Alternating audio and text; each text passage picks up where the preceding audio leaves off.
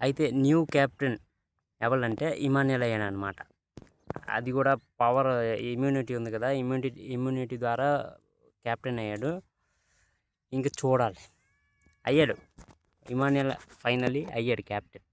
అది హ్యాపీయే. కాకపోతే ఇక్కడ ఇమాన్యుల్ గేమ్ నాకు తెలిసి పడిపోతుంది రోజు రోజుకి. ఎందుకంటే 6 వీక్గా నామినేట్ అవ్వలే. ఆ సీజన్లో కూడా రవి ఉండేవాడ 6 వీక్స్ నామినేట్ అవ్వలే. 1 వీక్ నామినేట్ అయ్యాడు, పంపించారు. ఈసారి కూడా ఇమాన్యుల్ ఎంత స్ట్రాంగ్ అయినా ఓట్లు పడాలి కదా.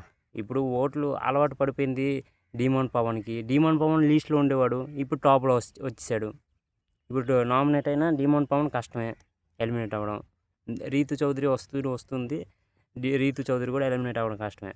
ఇప్పుడు ఇమాన్యుల్ పరిస్థితి, ఒకళ్ళు నామినేషన్కి వచ్చినా ఎలిమినేట్ అవ్వడం తప్పదు అని నాకు అనిపిస్తుంది. మీకేటనిపిస్తుంది కామెంట్ చేయండి.